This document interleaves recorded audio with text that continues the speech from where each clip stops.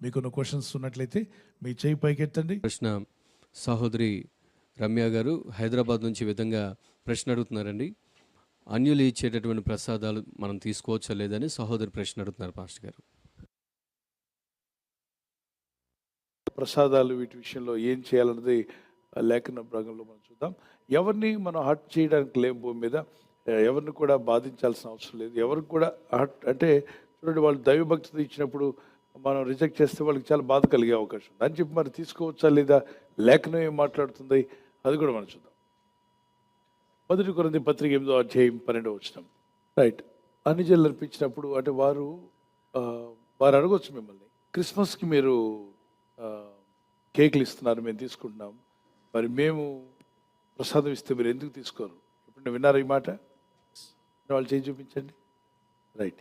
వాళ్ళకి చెప్పండి, తెలియకపోవచ్చు వాళ్ళకి, వివరంగా వివరించడానికి ప్రయత్నం చేయండి. దానికి మనం ఏం ఘర్షణ పడనక్కర్లేదు, వాళ్ళు కూడా ఘర్షణ పడనక్కర్లేదు.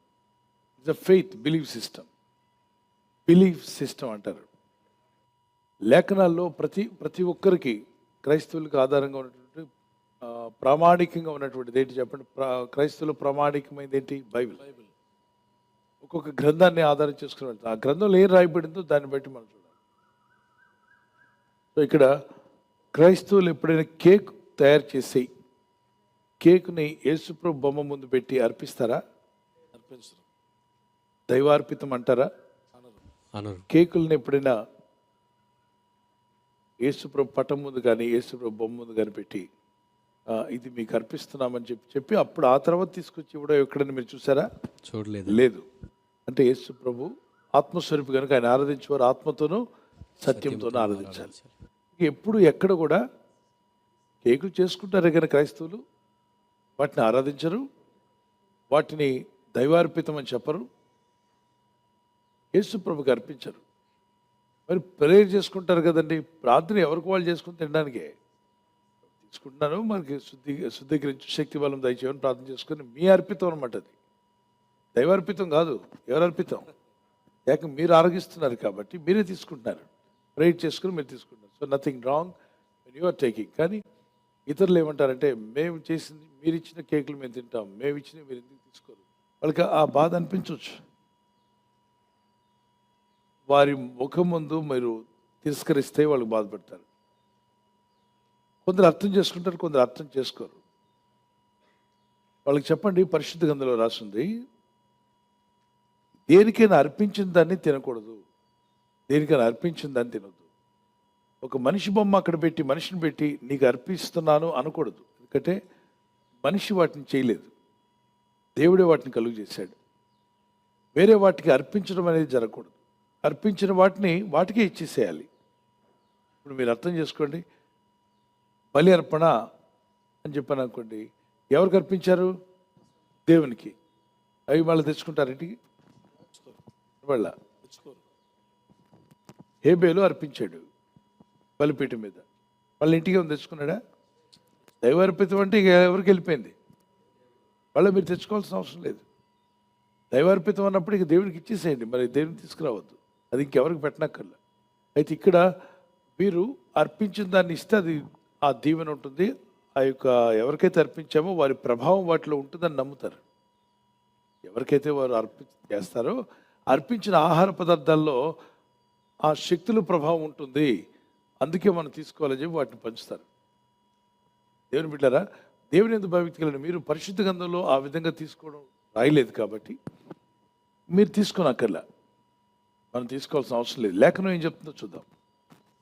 అయితే తిరస్కరించవద్దు. ఎవరిని ఇచ్చారనుకోండి, చేతిలో ఇచ్చేశారు, మీ చేతిలో పట్టుకున్నారు, వద్దండి లేదండి అని అనకుండా పక్కన నోరు జాపుకున్న వాళ్ళు చాలామంది ఉంటారు.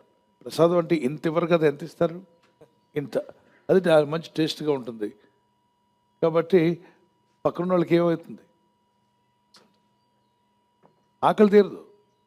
కొంచెం ఇస్తే బాగుండేవి అనుకుంటారు, కానీ ఎంత ఇస్తారు? ఇది ఇంత ఇస్తారు. నోరు జాపుకున్న వాళ్ళు బోల్డ్ మంది, విశ్వాసం లేని వారు చాలామంది. వాళ్ళకి ఇచ్చేసేయండి. వాళ్ళ ముందు పడేయడం కానీ గీయడం కానీ, don't do that. Be gentle, give to them. మనకు వద్దనదని ఇప్పుడు ఇంకో మాట, నాకే ఒకరోజు ఒక ఆయన ఇచ్చాడు, నేను ఆ రోజు ఫాస్టింగ్ ఉన్నాను, చెప్పాను ఫాస్టింగ్ అండి అన్నాను. నిజానికి నేను ఆ రోజు ఫాస్టింగ్ కాదు, ఫాస్టింగ్ అన్నాను, అన్నందుకు ఉన్నాను ఫాస్టింగ్, అన్నందుకు నాకు శిక్ష పడింది. కాసేపట్లో నీకు బ్రేక్ఫాస్ట్ చేయాలి, వెళ్తున్నాను, అక్కడ నిలబెట్టున్నారు, ఇది మిషన్ ఓపెన్ చేసుకున్నట్టు, నాకు ఆ విషయం ఏం చెప్పలేదు. తీసుకొని స్వీట్ ఇచ్చాడు, వెళ్తున్న దారిలో, బ్రదర్ తీసుకోండి స్వీట్. ఏంటి కారణం అన్న, బర్త్డేనా అంటే లేదు లేదు మా మిషన్ ఓపెన్ చేసుకున్నాం, ఇప్పుడే పూజ చేసి వెళ్ళారు, మిషన్ ఓపెనింగ్ అయింది, మీరు కూడా ప్రే చేయండి అన్నాడు. ఓహో, అప్పుడు ఇది ఎక్కడి నుండి వచ్చింది, అర్పించిందని చెప్పాను. అదే నేను ఫాస్టింగ్ ఉన్నాను, కాబట్టి మీ కొరకు ప్రార్థన చేస్తాను, మీ ఆత్మరక్షణ కొరకు, మీ కుటుంబ రక్షణ కొరకు. ఆయనకి నా ప్రార్థనలు అంటే ఆయనకి ఇష్టం, కావాలని అడుగుతాడు. మీరు తప్పనిసరిగా మీ బ్లెస్సింగ్స్ మాకు కావాలంటాడు. సరే ప్రే చేస్తానని చెప్పి ప్రార్థన చేశాను. తీసుకోండి సార్, తినండి సార్, ప్రసాదం సార్ అని చెప్పినాడు. ఇప్పుడు ఆయన హర్ట్ అవుతాడు నేను తినకపోతే. సో నేను ఈరోజు ఫాస్టింగ్ అండి, కాబట్టి ఫాస్టింగ్ లేని వాళ్ళకి ఇద్దామని చెప్పేసరికి పక్కనే ఉన్నారు చాలామంది, నేను ఇస్తున్నాను వాళ్ళకని చెప్పి వాళ్ళ చేతికి ఇచ్చేసాను. Is very happy. నాకు మాత్రం ఆ రోజంతా ఏం పడేది, శిక్ష పడేది. నేను ఫాస్టింగ్ అన్నాను కదా, మరి ఫాస్టింగ్ ఉండాల్సిందిగా. బ్రేక్ఫాస్ట్కి వెళ్తే ఇంక బ్రేక్ఫాస్ట్ క్యాన్సిల్ చేసుకుని ఇంటికి వచ్చాను, ప్రార్థన చేసుకున్నాం, బైబిల్ చదివాం. ఆ తర్వాత కొన్నాళ్ళకి ఆయన రక్షణలోకి వచ్చాడు. ఎవరైతే నాకు ప్రసాదం ఇచ్చాడు, రక్షణలోకి వచ్చిన తర్వాత అన్ని విషయాలను తెలుసుకున్నాక ప్రతిదానికి ఆయన ప్రార్థన చేయించుకుంటాడు. నేను ఒకవేళ ఆ రోజు గొడవ పడి నేను ఘర్షణ పడి ఉంటే రక్షణలోకి వచ్చిండేవాడా? కాదు. మనం అనేకుల మధ్యలో ఉన్నాం, రకరకాల మతాలు, రకరకాల అభిప్రాయాలు, రకరకాల విభిన్నమైనటువంటివి అట్లా మనం. కనుక ఎవరిని హర్ట్ చేయాల్సిన అవసరం లేదు. ప్రార్థించండి, వాళ్ళ ఆత్మరక్షణ. పొరపాటును తిన్న తర్వాత చెప్పారు ఎవరో, మీరు తిన్నదేంటో తెలుసా, అర్పించి ఇచ్చారని చెప్పగానే అమ్మో ప్రభా ఏమైపోయిందని చెప్పి నోట్లో ఉప్పు పోసుకొని వాంతి చేయనక్కర్లా. యేసుక్రీస్తు నామములో అది శుద్ధీకరించబడును గాక. ఆమేన్. నేను చెప్పాలి, యేసుక్రీస్తు నామములో శుద్ధీకరించబడును గాక. లేదు ఖచ్చితంగా ఇలా తీసుకోకూడదని చెప్పి చాలా స్ట్రిక్ట్గా చెప్పి ఆయన ఒక ఆయన నాతో కనిపించాడు. స్ట్రిక్ట్గా అంటే మనం ఎప్పుడు స్ట్రిక్ట్గా ఉండాలి దేవుని వాక్యాల్లో, ప్రతిదానికి ఆయన ఏలెత్తి చూపిస్తాడనమాట. సేవకుడే ప్రతి దానికి ఒక జడ్జిమెంట్ లాగా మాట్లాడతాడు, ఎవరిని చూసినా జడ్జిమెంట్ చేస్తాడు. ఆయన అలాంటోడు, ఈయన ఇలాంటోడు, ఆ సంఘం అలాంటిది, ఈ సంఘం ఇలాంటిది, వాళ్ళు పరలోకి వెళ్ళరు, వీళ్ళు పరలోకి వెళ్ళరు, ఇలాంటి జడ్జిమెంటల్ వ్యక్తిగా ఉంటాడు. ఇతను ఎప్పుడు ఒక హోటల్కి వెళ్ళి తింటాడు. నేను అడిగాను, ఎందుకు అక్కడ ఆ హోటల్లోనే తింటామంటే, అక్కడ కొబ్బరి చట్నీ సూపర్ ఉంటుందండి అన్నాడు. ఏముంటుందంట? కొబ్బరి చట్నీ సూపర్ ఉంటుంది. ఇంతకీ ఆ కొబ్బరి చట్నీ అంత ఫ్రీగా, అంత తక్కువగా అని ఎక్కువ ఎంత అడిగినా ఎందుకు ఇస్తున్నారంటే, ఆ గుడిలో కొట్టిన సగం చెప్పలన్నీ ఎక్కడికి వస్తాయి, అక్కడ పంతులు గారు ఈయనకి అమ్ముతాడు. సో కొట్టినప్పుడు ఒక చెప్పు వాళ్ళది, ఒక చెప్పు పంతులు గారు అక్కడ వదిలేస్తారు కదా, అందులో మిగిలిపోయినవన్నీ ఈ పక్కన ఉన్న హోటల్ ఆయన తెచ్చుకుంటాడు, ఆయన చీప్గా ఇస్తాడు, పంతులు గారు చీప్గా ఇస్తాడు, నేను తెచ్చుకుంటాడు. దాన్ని ఏం చేస్తున్నారు, ఈ పాస్ట్ ఊరందరికి స్ట్రిక్ట్ అంటాడు, వెళ్ళిపోయింది అంటున్నాడు. మరి అందుకే కొన్నిసార్లు తొందరపడద్దు, జడ్జిమెంట్ చేసేమని తొందరపడద్దు. నేను చెప్పాను, బ్రదర్ మరి పర్వాలేదండి, ప్రభునామంలో ప్రార్థన చేసుకొని తింటాం కదా అంటే, నీకు వస్తేనే ఒకటి, వేరే విషయంలో ఇంకొకటి, అలా కాదు. వాక్యంలో ఏముందో అది చెప్పండి ప్రజలకి. సో చాలామంది మన చుట్టూ ఉంటారు, ఒకవేళ అర్జెంటుగా అది ఆ పరిస్థితి అక్కడ వచ్చింది, తినాల్సి వచ్చింది, ఇస్తున్నారు, మీ వంతు రాబోతుంది, మీకు అర్జెంట్ పని వస్తే ఏం చేస్తారు చెప్పండి? అర్జెంట్ పని వస్తే ఏం చేస్తారు? అర్జెంట్ పని అంటే అది ఏంటని నన్ను అడగండి, అర్జెంట్ పనులు వస్తుంటాయి కదా, వస్తే ఏం చేస్తారు చెప్పండి? అక్కడే ఉన్నారు, ఇప్పుడే వస్తారని చెప్పి బాత్రూమ్ కానీ వెళ్తారు. ఈలోగా ఈ కార్యక్రమం అయిపోతున్న తర్వాత జాయిన్ మీరు తెలియదంటే ఇచ్చారు కదా, ఇచ్చారు కదా, అక్కడ పర్లేదు, నో ప్రాబ్లం. అబద్ధం ఆడనక్కర్లేదు, వివేకం కలిగి ఉండండి. మీరు పావు వలె వివేకంగాను, పావురం వలె నిష్కపటంగా. ఆ రోజు మనం ఎంత వివరించిన వాళ్ళకి అర్థం కాదు. మేము ప్రేమతో ఇస్తే మీరు ఎందుకు తీసుకోలేదు, మేము భక్తితో ఇస్తే మీరు ఎందుకు తీసుకోలేదు అనుకుంటారు తప్ప, దాని వివరణ వాళ్ళు రక్షించబడ్డాక అర్థం, వాళ్ళు ఇందులో అడుగుపెట్టిన తర్వాత వాళ్ళకి తెలుస్తుంది ఆ విషయం. Okay, God bless you. ఇప్పుడు మిమ్మల్ని దీవించగాక వచ్చిన లేఖనాలు చదివేద్దాం, చదివండి. లేఖన ఆధారంగా మనం చూడాలి. 1 కొరింథీ 10:27. అవిశ్వాసులలో ఒకడు మిమ్మల్ని విందునకు పిలిచినప్పుడు వెళ్ళుటకు మీకు మనసుండిన ఎడల మీకు వడ్డించినది ఏదో దానిని గూర్చి మనస్సాక్షి నిమిత్తము ఏ విచారణ చేయక తినడి. ఒకవేళ అన్ని జనులు మిమ్మల్ని పిలిచారు, వాళ్ళ పాప మ్యారేజ్కో వాళ్ళ బాబు మ్యారేజ్కో లేదా అన్ని జనులు వారి యొక్క బర్త్డే ఫంక్షన్కో పిలిచారు. పిలిచినప్పుడు మీరు వెళ్ళారు. వెళ్ళినప్పుడు వాళ్ళు ఏదో ఆహారం పెట్టారు. మనస్సాక్షి నిమిత్తం ఏ విచారం చేయకుండా తినొచ్చు అన్నాడు. మనస్సాక్షి నిమిత్తం ఏ విచారము చేయక తినుడే. వివరంగా చూద్దాం. అవిశ్వాసంలో ఒకడు మిమ్మల్ని విందుకు పిలిచిన అవిశ్వాసంలో ఒకడు మిమ్మల్ని విందునకు పిలిచినప్పుడు వెళ్ళుటకు మీకు మనసు ఉండిన యెడల మీకు వడ్డించినది ఏదో దానిని గురించి మనస్సాక్షి నిమిత్తము ఏ విచారము చేయక తినండి. వెయిట్ చేసుకుని తినండి. దాని గురించి మీరేం కలవర పడక్కర్లేదు. అయితే ఎవడైనా మీతో చదవండి. ఇది బలి అర్పింపబడినదని చెప్పిన యెడల అట్లు తెలిపిన వారి నిమిత్తమును మనస్సాక్షి నిమిత్తమును తినకుడి. ఇప్పుడు ఆ పక్కన మరొక ఆయన పరిగెత్తుకొచ్చాడు. మీరు ఎలా తిన్నారు బ్రదర్? బలి అర్పించిందండి, మీరు తినకూడదు కదా అన్నాడు. అతని కొరకు ఏం చేయొద్దు, తినొద్దు. అంటే ఏంటి అర్థం? అతను బలహీనుడు, అతనికి ఆ ధైర్యం లేదు. అతనికి ధైర్యం లేనప్పుడు అతను బలహీనుడు, బలహీన భయంతో ఉన్నాడు అతను. ఇలాంటి బలహీనులు చాలామంది ఉన్నారు ఈ లోకల్ సొసైటీలో. సో అతని నిమిత్తం వదిలేసేయండి. మీరు ఒంటరిగా వెళ్ళారు, ఎవరు మీ పక్కన పలానా బలి అర్పించిందని చెప్పలేదు, ప్రార్థన చేసుకున్నారు, తిన్నారు, అయిపోయింది. ఒకవేళ మీకు తర్వాత తెలిసింది అది బలి అర్పించిందని, ప్రభా నన్ను క్షమించమని అడిగారు, అది మాటిమాటికి రిపీట్ చేయనక్కర్లా. ఇక నరకానికి వెళ్ళిపోతాను, దేవుడు నన్ను శిక్షిస్తాడేమో అలా భయపడొద్దు. కానీ పొరపాటున జరిగిన విషయాన్ని క్షమించమని అడగండి, యేసు రక్తంలో కడగబడండి, ప్రార్థనలో ముందుకు వెళ్ళండి. ఇంకా మరొక వచనాన్ని కూడా చూద్దాం regarding this. One more reference. 1 కొరింథీ 8:12 చదవండి.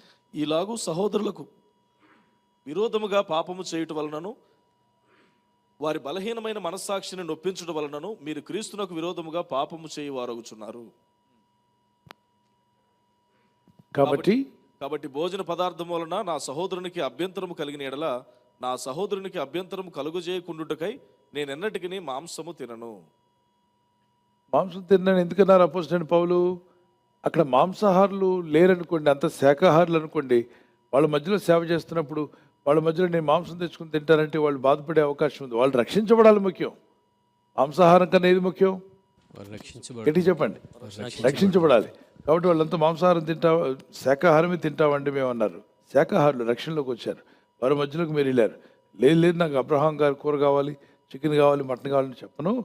నేను వాళ్ళతో పాటు మాంసం తినకుండా వారు తినే శాకాహారమే నేను తింటాను, కానీ వారిని ప్రభు కొరకు రక్షణ నడిపిస్తాను. వారి ఆత్మలు రక్షించబడాలి, అది ముఖ్యం. మన తిండి కన్నా ముఖ్యం ఏంటి? రక్షించబడాలి, ఆత్మలు రక్షించబడాలి. సో మన పరిశుద్ధ గ్రంథంలో రాయబడి ఉంది, మరి అన్ని జనులు ఆచరించినప్పుడు వారు ఆరాధించే వాటికి అర్పించిన వాటిని తినొద్దు అని అన్నాడు. కాబట్టి విగ్రహార్పితమైన వాటిని మేము తినము. మరి మీరు ఇచ్చే కేకులు మేము తినాలంటే అది మేము ఎవరికి అర్పించట్లా. మరియమ్మకి అర్పించలేదు, యేసు ప్రభుకి అర్పించలేదు, ఎవరికి అర్పించలేదు. సంతోషంగా చేసుకున్నాం, మేము తింటున్నాం, మీకు కూడా ఇస్తున్నాం, అంతే. ఎవరికి అర్పితమైనది కాదు. మీరైతే అర్పిస్తారు కాబట్టి దాని మీద నమ్మకం ఉన్న వాళ్ళు తినండి.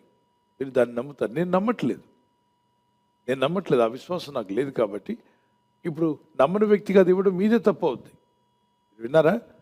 ఇప్పుడు ఒక అర్పితం పలాని వారికి అర్పితం అనుకోండి, దాన్ని నమ్మిన వారందరూ అది పంచుకుంటున్నారు. ఏమనంటే ఆ శక్తి మా మీదకి వస్తుందని తింటున్నారు.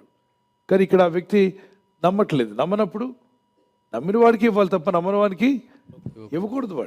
వాళ్ళు కూడా ఇవ్వకూడదు. నమ్మట్లేదా? ఇది నేను ఇవ్వట్లేదు చెప్పచ్చు. Okay, God bless you. Praise the Lord. Thank you pastor గారు.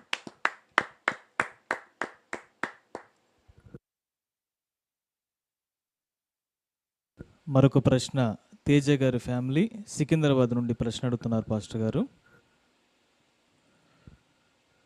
మన ఆత్మీయ ఎదుగుదలను ఎలా పరీక్షించాలి మరియు దానిలో స్థాయిలు ఎలా గుర్తించాలి అని ప్రశ్న అడుగుతున్నారండి. ప్రశ్న మరొకసారి పాస్టర్ గారు, తేజ గారి ఫ్యామిలీ సికింద్రాబాద్ నుండి అడుగుతున్నారు, మన ఆత్మీయ ఎదుగుదలను ఎలా పరీక్షించుకోవాలి మరియు దానిలోని స్థాయిలను ఎలా గుర్తించాలి అని ప్రశ్న అడుగుతున్నారు. ఆత్మీయ ఎదుగుదలను ఎలా పరీక్షించాలి, దానిలో స్థాయిలు. వండర్ఫుల్. ఆత్మీయ ఎదుగుదల, ఒక బిడ్డ ఎదిగాడని మీకు ఎలా తెలుస్తుంది? వయసును బట్టి, రెండవది అండర్స్టాండింగ్ని బట్టి. కొంతమంది వయసు పెరిగినా అండర్స్టాండింగ్ పెరగదు. మెచ్యూరిటీ ఉండదు. ఆ మెచ్యూరిటీ ఉన్నప్పుడు అన్నీ అర్థమవుతున్నాయి. అలాగే ఎదగక ముందు అర్థం కావు. నేను అంటున్నాను చూసారా, ఇంటింటికి వదిలి కొంతమంది ప్రవచనాలు చెప్తూ తప్పులు అబద్ధాలు కూడా చెప్పేవాళ్ళు ఉన్నారని చెప్పాను. దాన్ని పసిగట్టే వాళ్ళు ఎవరంటే ఆత్మీయంగా ఎదిగిన వాళ్ళు. ఆత్మీయంగా ఎదిగిన వాళ్ళు వెంటనే పసిగడతారు. నో ఈ వ్యక్తి తన మనసులోని మాట్లాడుతున్నాడు. ఇప్పుడు ముగ్గురు ఉన్నారు వాళ్ళ ఇంట్లో, ఒక పాప, భర్త, భార్య. ఓ ప్రవక్త వచ్చాడు, అందరికి చెప్తున్నా ఒకళ్ళు మాట్లాడుకుంటే ఈ ప్రవక్త చాలా మంచి గొప్ప ప్రవక్త, మీ ఇంటికి కూడా వస్తారంటే తీసుకొచ్చారు. వస్తే ఆయన కళ్ళు మూసుకొని ప్రే చేసి చెప్పాడు, మొత్తం మీ ఇంట్లో మొత్తం నలుగురు ఎస్ అన్న అంటే అవును ప్రభు, అవునయ్యా చెప్పి వీళ్ళు అంటున్నారు. అవి వెంటనే ఆ పాప, మమ్మీ డాడీ మన ఇంట్లో నలుగురు, మన ముగ్గురే కదా అని అంటుంది. వాళ్ళ అమ్మ కలుపుసుకో అలాగే అంటుంది. పెద్దమ్మ కూడా ఉందిగా, పెద్దమ్మ, నలుగురు, ఓకే. పెద్దమ్మ మన ఇంటి ఆవిడ కాదు కదా, అప్పుడప్పుడు వాళ్ళు పెద్దమ్మ వచ్చి వెళ్తుందట. కాబట్టి ఈ తల్లి అలా అనకూడదు, ప్రవక్త నర్మి అంటే పాప నోరు పాప మాట్లాడేస్తుంది. ఆ ప్రవక్త మాట్లాడేస్తుంది, నలుగురు అంటే కాదండి అంకుల్ మేము ముగ్గురమే అని చెప్తుంది. వీళ్ళమ్మే అవును ప్రభా చెప్పండి ప్రభా అంటుంది. ఏమో ఈ అయోమయం, పిల్లకున్న వివేచన కూడా ఈ అయోమయానికి లేదు. వయసు పెరిగింది 35, చిన్న బిడ్డకున్న జ్ఞానం లేదు. అవును ప్రభా, ఎస్ ప్రభా అంటుంది. మీలో ఒకరికి బాగాలేదు, నలుగురు ఉంటే ఎవరో ఒకరికి బాగాలేని ఉంటారా మనుషులు అన్నారు. ఎందుకు ఆ మాటలు చెప్పు, సువార్త చెప్పు, సర్వలోకానికి వీళ్ళు ఏం చెప్పాలి, సువార్త చెప్పమంటే మీలో ఒకరికి బాగాలేదు, చాలా బాధపడుతున్నారు, ఒక సమస్య మిమ్మల్ని బాధిస్తుంది. ఎవరింట్లో సమస్య లేదు, పాస్టర్ గారికి కూడా సమస్యలు ఉన్నాయి. ఇప్పుడు నేను మందిరం కట్టాలి, ఒక సమస్య కాదా, దానికి ఆటంకాలు ఉన్నాయి, దాన్ని జయిస్తున్నాం, ఒకదాని తర్వాత జయించి కట్టబోతున్నాం. ఇంకా ఎన్నో మందిరాలు, చిన్న చిన్న మందిరాలు కడుతున్నాం, అక్కడక్కడ సమస్యలు వస్తున్నాయి, ఫోన్లు వస్తున్నాయి, కొన్ని ఆటంకాలు ఉన్నాయని చెప్పి ప్రార్థన చేస్తున్నాం. అపోజిట్ పౌలు గారికి సమస్యలు ఎదురు కాలేదా, వీళ్ళు ఒక సమస్య ఉంది పిల్లరా. మనుషుల్ని ఎరవేసి మనుషుల్ని మార్గంలో తీసుకురావడానికి ప్రయత్నించేవాళ్ళు చాలామంది. ఆ చిన్న బిడ్డ చెప్తుంది మన ముగ్గురమే కదా అని. వాళ్ళు అమ్మంటుంది, పెద్దమ్మ అప్పుడప్పుడు వస్తుంది కాబట్టి నలుగురు, అయ్యగారు కరెక్ట్గా చెప్పారంటుంది. ఆ తర్వాత ఆయన ఏం చెప్పాడు, అక్కడ నుండి వీళ్ళు ఏదో కానుక ఇచ్చారు, ఆయన వెళ్ళిపోయాడు. వెళ్ళిపోయిన తర్వాత పాప వాళ్ళు మన చర్చకు వచ్చినప్పుడు, అంకుల్ మా ఇంటికి ఒక ప్రవక్త వచ్చాడు, కరెక్ట్ కాదంటే చెప్పొద్దు పాస్ గారికి. ఎవరు తల్లి. ఇప్పుడు నేను చెప్తున్నాను, ఎవరికి మెచ్యూరిటీ ఉంది, పాపకున్న మెచ్యూరిటీ ఎవరికి లేదు, తల్లికి లేదు. వాళ్ళ ఆయన అంటున్నాడు, పాస్టర్ గారు ఆ ప్రవక్త రెండోసారి వచ్చినప్పుడు ఏం చెప్పాడో తెలియదు కానీ మా ఆవిడ నాతో మాట్లాడడం మానేసింది. ఎందుకు మానేసావమ్మా అంటే, మొహటి తిప్పి మూతి ఇట్లా పట్టుకోదు, ఆయనకి వేరే కనెక్షన్ ఉందండి అంటుంది. పాస్టర్ ఇదేంటండి, నాకు ఎవరితో సంబంధం లేదు, నా డ్యూటీకి వెళ్ళి నన్ను నాన్న తిప్పులు పడుతున్నాను, నేను ఆమె కంటే ముందు మారుమనసు పొందినండి, నాతో ఎవరికో. ఈ ప్రవక్త చెప్పేశాడు ఏమని, ఆయనకి ఎవరితో కనెక్షన్ ఉందని. కుటుంబాలను ఏం చేస్తున్నారు, తగలబెడుతున్నారు, అబద్ధాలు, నోటుకొచ్చిన అబద్ధాలు మాట్లాడి, లేని మాటను మాట్లాడి. Be careful. నౌడేస్ 90% ప్రవక్తలు అబద్ధాలే, 10% యథార్థంగా ఉంటారు. వాళ్ళు నమ్మకం, వాళ్ళు చీటింగ్ మాటికి ప్రవచనాలు చెప్పరు, దేవుడు చెప్పమన్నప్పుడే చెప్తారు. వాళ్ళు దొరకడం చాలా కష్టం, ఎక్కడో ఉన్నారు, అక్కడక్కడ ప్రభు నడిపిస్తున్నాడు. వాళ్ళు మాత్రం యథార్థంగా ఉంటారు. మిగిలిన వారంతా వాక్యము కూడా ప్రవచనమే, దీని ఎత్తి పలకండి, దేవునికి స్తోత్రం కలుగును గాక. హల్లెలూయా. ఇద్దరి మధ్య గొడవలు తీసుకొచ్చారు. ఇలాంటి విషయాలు జాగ్రత్తగా ఉండండి. మీకు రోజు తెలుసు కదా ఈ విషయం, చిన్న పని చేయలేకపోతున్నారు, you can take action. Praise the Lord. వాళ్ళని పలకరించడానికి పౌరాలు వస్తున్నాయి కంటిన్యూగా. నిజానికి పలకరించడానికి రావట్లా, స్టేజ్ మీద గూళ్ళు పెట్టుకున్నాయి. మన సేవకులేమో గూళ్ళు పెట్టేటప్పుడు ఏమనలా, ఇప్పుడు గూడు పెట్టి గుడ్లు పెట్టాక ఏం చేయాలని చూస్తున్నారు, తీద్దామని చూస్తున్నారు. అవే ఒప్పుకోవట్లా, వాటికి ఆశ్రయం కలిగింది. దేవునికి స్తోత్రం కలుగును గాక. ధైర్యంగా ఉండండి, ఎప్పుడు కూడా మీరు మోసపోకండి. ఎదిగామని ఎలా తెలుస్తుంది, తప్పును ఈజీగా గుర్తుపడతారు. తప్పుడు డాక్టర్ ఒక అతను మాట్లాడుతున్నాడు, తప్పుడు సిద్ధాంతాన్ని మాట్లాడుతున్నాడు, ఎదిగిన విశ్వాసకి వెంటనే గుర్తుపెట్టేస్తారు, ఇతను ఫాల్స్ టీచర్, తప్పు మాట్లాడుతున్నాడు. గుర్తుపెట్టి, బ్రదర్ మీ బోధ ఆపుతారా దయచేసి, అది బైబిల్లో చెప్పబడింది ఆ విధంగా కాదు, దయచేసి మొహోటం లేదు, మీరు ఆప్ చేయండి. మీరు కొంచెం ఆత్మీయంగా ఎదిగాక చెప్తారు. కానీ 99 గొర్రెలు ఉన్నాయి, ఒక గొర్రె తప్పిపోతే దేనికోసం వెళ్తాడు, ఒక్క గొర్రె కోసం వెళ్తాడు కదా. పిల్లరా, ప్రపంచంలో అందరూ తప్పిపోయిన వాళ్ళే, అందరూ 99 మంది వేస్ట్. నేను ఒక్కడినే మంచి కోరి నా కోసం ఏసే వచ్చాడని చెప్తున్నాడు ఆయన. అసలు దానికి పూర్తిగా ఆ అర్థమే మార్చిపడేశాడు. అతని మీద చెప్పుకుంటున్నాడు ఆ గొర్రె ఆయనని. ఇక్కడ దీని అర్థం ఏంటంటే 99 మంది రక్షించబడిన వారు ఉన్నప్పటికీ ప్రభు యొక్క హృదయం ఎక్కడుందంటే రక్షింపబడని వారి మీద ఉంది. రక్షించబడిన వారు రక్షణలోకి రావాలి, తప్పిపోయిన గొర్రెలు రక్షణ రావాలి. దాని యొక్క మీనింగ్ అది ప్రభు చెప్పాడు.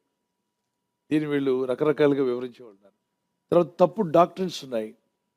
గలతీ పత్రిక 1:6-7 వచనాలు చూడండి. They are turning away to the false doctrine. అది కూడా కనిపెట్టగలిగిన వాడే ఆత్మీయ మెచ్యూరిటీ కలిగిన వాడు. చదవండి. క్రీస్తు కృపను బట్టి మిమ్మల్ని పిలిచిన వాని విడిచి భిన్నమైన సువార్త తట్టుకు మీరింత త్వరగా తిరిగిపోవుట చూడగా నాకు ఆశ్చర్యమగుచున్నది. అంటే ఈ గలతీ సంఘంలో సరైన మెచ్యూరిటీ ఉన్నవాళ్ళు లేరు. ఆ మెచ్యూరిటీ ఉన్న వాళ్ళైతే గద్దిస్తారు, నిలబెడతారు, ఏవైనా తప్పు బోధిస్తున్నారు ఏంటని. కానీ ఏది బోధించినా వినేస్తున్నారట ఎవరు? గలతీ సంఘం. అప్పుడు అపోస్తలుడు పౌలు, నేను ఇంత కష్టపడింది వ్యర్థం అయిపోయింది, ఎవరో దారిని పోయి ఎవడో చెప్తే దాని ఆ మాట విని సువార్త వైపు వదిలేస్తున్నారు. భిన్నమైన అంటే దేవుని సువార్త, సత్యమైన సువార్తకు భిన్నమైనటువంటి వేరే సువార్తలకు వెళ్ళిపోతున్నారు. చదవండి మళ్ళీ. క్రీస్తు కృపను బట్టి మిమ్మల్ని పిలిచిన వానిని విడిచి, అంటే ఎవరిని వదిలిపెట్టారు వీళ్ళు? పిలిచిన దేవుణ్ణే వదిలిపెట్టి భిన్నమైన వేరొక సువార్త తట్టు మీరు ఇంత త్వరగా తిరిగిపోవట్టు చూసి నాకు ఆశ్చర్యం అనిపిస్తుంది. అంటే మెచ్యూరిటీ లేదు ఇక్కడ. వెంటనే దేవుణ్ణి వదిలిపెట్టారు, పరిశుద్ధమైన దేవుని స్థలాన్ని విడిచిపెట్టారు, సంఘాన్ని వదిలేస్తుంటారు కొందరు. ఆత్మీయమైన సంఘానికి కూడా వెళ్ళరు, వాక్యం తెలిసి పరిచర్య చేస్తున్న దేవసేవకుల దగ్గర కూడా వెళ్ళరు, మరలు కొల్పబడతారు, అసత్యంలోకి వెళ్ళిపోతున్నారు. చదవండి. అది మరి యొక్క సువార్త కాదు గాని, అది వేరే సువార్త అని అనుకుని మోసపోకుండా మరొక సువార్త ఏం కాదు కానీ క్రీస్తు సువార్తను చెరపగోరి, చూసారా, నిజమైన క్రీస్తు సువార్తను చెరపగోరి మిమ్మును కలవరపరచువారు కొందరున్నారు. సంఘాల్లో ప్రవేశించి కలవరపరుస్తున్నారట. కలవరపరిచే వాళ్ళు కొందరున్నారు. వీళ్ళు సంఘంలో ప్రవేశించి సంఘాలకు వెళ్ళకుండా చేస్తారు, విశ్వాసుల్ని దేవుని సేవకులకు దూరం చేస్తారు, తప్పుడు బోధలు, తప్పుడు విధానాలు బోధిస్తూ ఉంటారు. ఇలాంటి వారు లేరా? ఉన్నారు. యెహోవా సాక్షులని కొందరు, మార్మనిజం అని మరికొందరు, కాల్వినిజం, మార్మనిజం, ఇవన్నీ కూడా చాలా వాక్యం ఉన్నట్టే ఉంటుంది కానీ ట్విస్ట్ చేయబడింది. అక్కడ వేరే బోధలోకి తీసుకెళ్ళిపోతారు, మనం లాగేస్తారు. అటువంటి తప్పుడు బోధలోకి వెళ్ళిపోతున్న వాళ్ళు ఎంతోమంది ఉన్నారు. మరికొంతమంది ఈ మధ్య కొరియా నుండి వచ్చిన బోధ ఏంటంటే మరొక పరలోక తల్లి. చెప్పండి, తల్లి పరలోక తల్లి గురించి మీకు తెలుసా? బస్ స్టాండ్ల దగ్గర అక్కడక్కడ నిలబడడం, చర్చిలు బయట నిలబడడం, మన గోడ బయట, గేట్ బయట నిలబడడం, పాంప్లెట్లు రహస్యంగా మాకు కనబడకుండా ఇవ్వడం. వెళ్ళే విశ్వాసులకి మాకు కనబడుతూ ఇవ్వచ్చుగా. మేము వస్తున్నప్పుడు మాకు నిలబడి పాస్టర్ గారు పరలోక తల్లి గురించి చెప్తానంటే తాడ తీసేస్తామని తెలుసు వాళ్ళకి. ఎక్కడుందిరా తల్లి అని చెప్పి అడుగుతాం. కాబట్టి కొరియా తల్లిని తీసుకొచ్చి మాకు తగిలిస్తావేంటి? వీళ్ళు ట్రైనింగ్ ఇచ్చారు. ఎక్కడ కొరియా తీసుకెళ్ళి మనోళ్ళనే ఆంధ్రప్రదేశ్, తెలంగాణ నుండి ఒక అనౌన్స్మెంట్ వేసి కొరియాలో ట్రైనింగ్ మీరు రావాలంటే మీకు ఫ్రీ టికెట్, మీకు ట్రైనింగ్ ఇస్తామంటే మనలో కొంతమంది చదువుకున్న పిల్లలు వెళ్ళారు, ఆ ట్రైనింగ్ తీసుకున్నారు. అక్కడ ట్రైనింగ్లో ఫుడ్, బోర్డింగ్ అంతా ఫ్రీ. లాస్ట్కి ఏ తల్లి? పరలోక తల్లి. కొరియా తల్లి బోధ అంటించేస్తే మనోళ్ళు దాన్ని మోసుకొచ్చి కొరియా తల్లిని మనకు అంటిస్తున్నారు. కొరియా తల్లి మాకెందుకయ్యా? మాకు భారతదేశంలో మనకు తల్లులు లేరా? ఇటు చెప్పండి. ఆ కొరియా తల్లిని పరలోక తల్లిగా చేసేసారు. ఇక అందరూ కలిసి పరలోక ముందు ఉన్న మా తల్లిని మనం ప్రార్థన చేస్తే వీరు పరలోక ముందు ఉన్న మా తల్లిని ప్రార్థన చేస్తారు. తప్పుడు బోధలు. ఇది ఈజీగా పసిగట్టగలరు. కొత్తగా రక్షణ పడినటువంటి ఒక వ్యక్తి రోజు నా బోధలు వింటూ ఉంటాడు, పరిశుద్ధాత్మ సహాయంతో దేవుని వాక్యాలు. అతను చెప్పాడు, మమ్మల్ని మా క్వార్టర్స్లో ఉన్నటువంటి మా ఇళ్ళకి వచ్చాడండి, చెప్తున్నారు పరలోక తల్లి గురించి. వెంటనే నేను కాదు, ఇది కరెక్ట్ కాదని చెప్పాను. దానికి మిగిలిన బ్రదర్స్ ఎప్పుడు నుండో చర్చకు వస్తున్నారు. వాళ్ళు 30 ఏళ్ళుగా ప్రభుని నమ్ముకొని చర్చకి వెళ్తున్న వాళ్ళు, 2 తరాలుగా ప్రభుని నమ్ముకున్న వాళ్ళు. ఏ బ్రదర్ అలా అనకూడదు, కూర్చోండి అన్నట్టు ఆయన తల్లి బోధ వింటున్నాడు.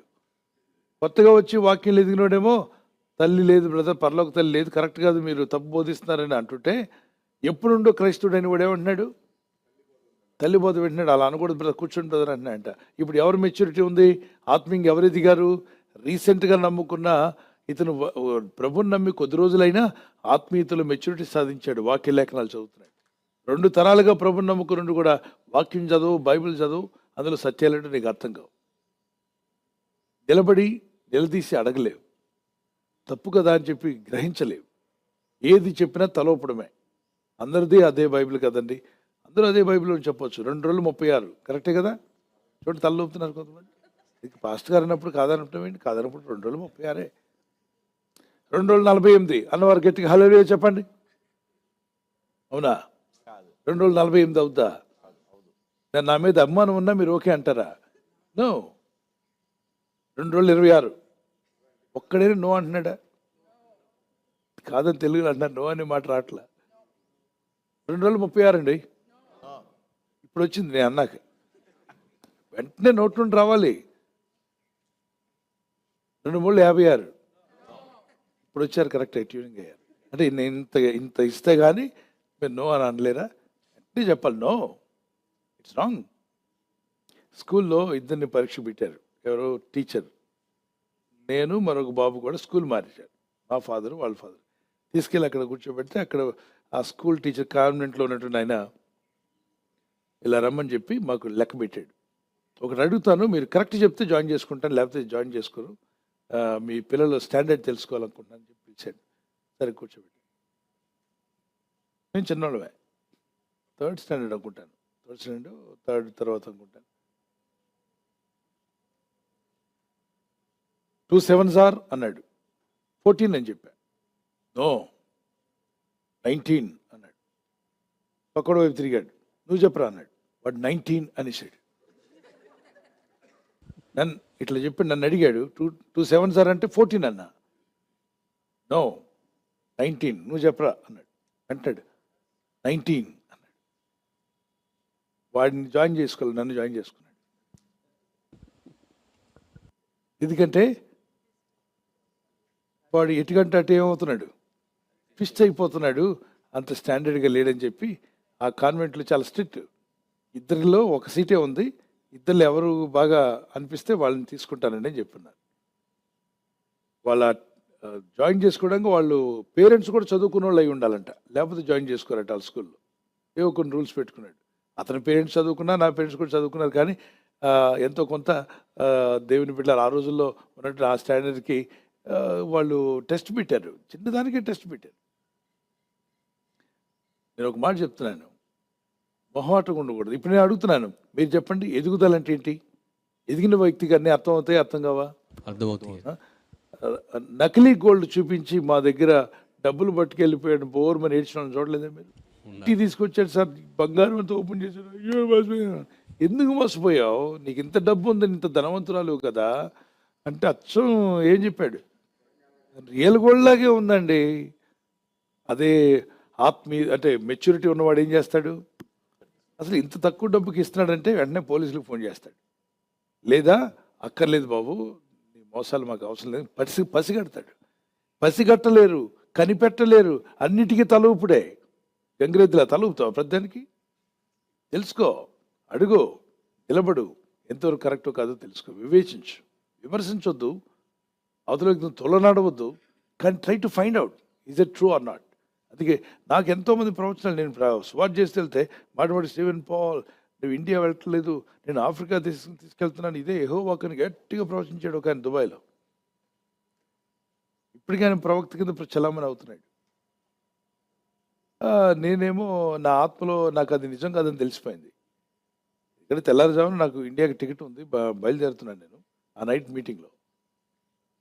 నిన్ను ఆఫ్రికా తీసుకెళ్తున్నాను, ఆఫ్రికా ఖండంలో ద్వారాలు ఓపెన్ అయిపోతున్నాయి, నీ కొరకు కార్యాలు చెబుతున్న చాలా విషయాలు నా గురించి మాట్లాడుతున్నాడు. 15 నిమిషాలు ప్రవచనం చెప్పి దబ్బని పడిపోయాడు. వాళ్ళు వచ్చి నీళ్ళు కొట్టారు, ఆయన లేపారు.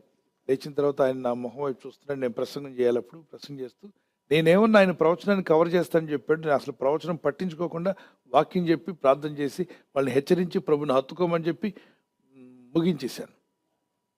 ఇంకా ప్రవచనం గురించి పాస్టర్ గారు ఏం అంటలేదంటేనే ఆయన బాధ. వెహికల్ ఎక్కుతున్నాం, ఆ కారులో నాతో కూడా వస్తా అన్నాడు ఆయన. సరే రండి బ్రదర్, బాగున్నారా, రండి. మిగిలిన అందరూ పరిచయం చేశాను. మా ప్రవక్తగా వాడబడుతున్నాడండి మా మధ్యలో, మంచి ప్రవక్త అండి, చర్చ లేదు కానీ మా ఇళ్ళకి వచ్చి ఏం చెప్తుంటాడు, ప్రవచనాలు చెప్తుంటాడు అండి. ఒక సిస్టర్ ఏమో ముందు ఎక్కింది, ముందు సీట్లో. ఆమె కొంత దూరం వెళ్తే దిగిపోతుంది. బిలీవర్ కార్ అది, ఆయన డ్రైవ్ చేస్తున్నాడు. నేను వెనక్కి ఎక్కాను, ఈ ప్రవక్త నాతో పాటు ఎక్కుతా అన్నాడు, ఆయన కూడా ఎక్కాడు. వెళ్తుండగా బ్రదర్ ప్రభు మీతో మాట్లాడారండి అని అడిగారు నాతో. అంటే నేను అడిగాను, ఏ విషయం బ్రదర్ అన్న. అదేనండి ఇందాక ప్రవచనం వచ్చింది కదండి, మీకు గుర్తులేదా బ్రదర్ అని అడిగా. నాకు అసలు ఏం గుర్తుండదండి. ప్రవచనం చెప్పినప్పుడు ఏం గుర్తుండదు. ఇది యెహోవా వాక్ అని చెప్పి కింద పడిపోతానండి. అప్పుడు వాళ్ళు నా ముఖం మీద ఏం కొడతారు, నీళ్ళు కొట్టి లేపుతారండి. అసలు ఏం చెప్పారు నాకు తెలియదు సార్, కానీ అందరూ అంటున్నారండి మీ గురించి ప్రవచనం వచ్చిందని. ఇందాక ప్రవచనం వచ్చిందా బ్రదర్ అని అడిగాడు.